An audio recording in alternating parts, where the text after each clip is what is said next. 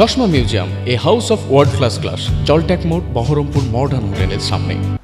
মঙ্গলবার দুপুরে হুমায়ুনের হাত ধরে আমজনতা পার্টিতে যোগদান করল পূর্ব বর্ধমানের রুবিয়া বেগম এবং পশ্চিম বর্ধমানের বিজেপি যুব মোর্চার ভাইস প্রেসিডেন্ট রাহুল ঘোষ। এই যোগদান পর্ব শেষে রেজিনগরে দলীয় পার্টি অফিস থেকে সাংবাদিক বৈঠক করলেন আমজনতা উন্নয়ন পার্টির চেয়ারম্যান হুমায়ুন কবির। বৈঠক থেকে সাংবাদিকদের করা একাধিক প্রশ্নের জবাব দিলেন এদিন তিনি। আজকে আমরা আমজনতা উন্নয়ন পার্টির তরফ থেকে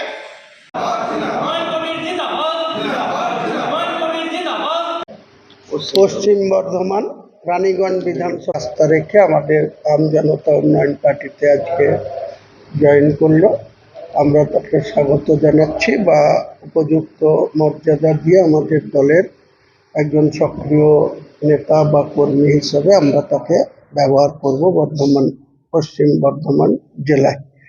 এছাড়াও পূর্ব বর্ধমানের রুবিয়া বেগম খণ্ডঘোষ বিধানসভায় থাকে, ওটা পূর্ব বর্ধমানের মধ্যে পড়ছে।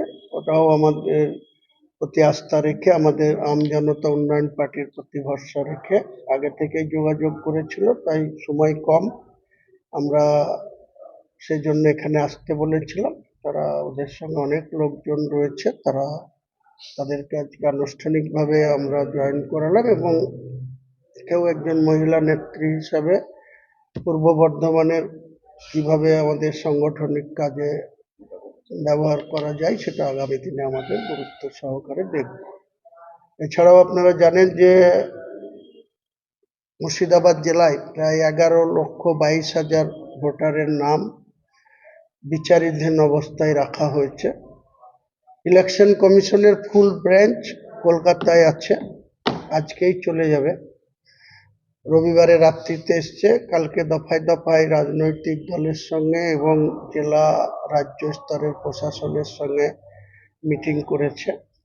যেহেতু আমরা এখনো ফুললি স্টেট পার্টি হিসাবে নির্বাচনে অংশগ্রহণ করা হয়নি এর আগে, বা আমাদের নতুন পার্টি, তাই আমরা ইলেকশন কমিশনের যে মিটিং সেখানে আনুষ্ঠানিকভাবে ডাক পাইনি, কিন্তু তবুও রাত্রিবেলায় ইলেকশন কমিশনের যিনি মেন, তার সঙ্গে ওভার ফোনে কথা হয়েছে।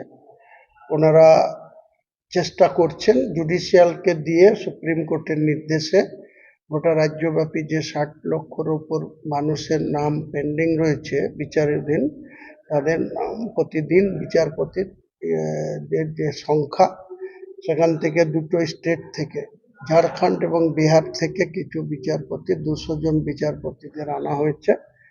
কাজ চলছে। অলরেডি দুদিনে 7 লক্ষরও বেশি নাম, যে সমস্ত ডিসপুট ছিল সেসবগুলা জুডিশিয়ালরা বসে ঠিক করেছেন। সেটা দুদিনে যদি 7 লক্ষ হয়, আগামী দিন এই হারে হবে এটার কোনো গ্যারেন্টি নাই। তাই অ্যাভারেজ ধরতে হবে যে 1 থেকে 2 লক্ষ মানুষের নাম যেটা ডিসপুট আছে সেগুলো ঠিকঠাক করবে। ট্রেনেই বেশি যাবে, 2টো ট্রেন আছে, আর কিছু গাড়িও যাবে। বেলডাঙা কাছাকাছি আছে, তারা সব টোটো বা ছোট গাড়িতে যাবে। বহরমপুর হোম ব্লক সব টোটো বলে দিয়েছি, আর দমকল গাড়িতে আসবে, হরিয়ারপাড়াও গাড়িতে আসবে এবং নওদাও গাড়িতে যাবে। কালকে আমরা, আমাদের আসল ডিমান্ড সাধারণ মানুষের এইভাবে নাম কেটে দেওয়া ভোটার তালিকা থেকে, এটা কোনো মতেই মানা যায় না। তাই আমাদের পার্টির তরফ থেকে জেলা শাসকের কাছে পূর্ণাঙ্গ তালিকায় যাতে নাম সংযোজন হয় এর দাবিতে কালকে আমরা ডেপুটেশন দেব।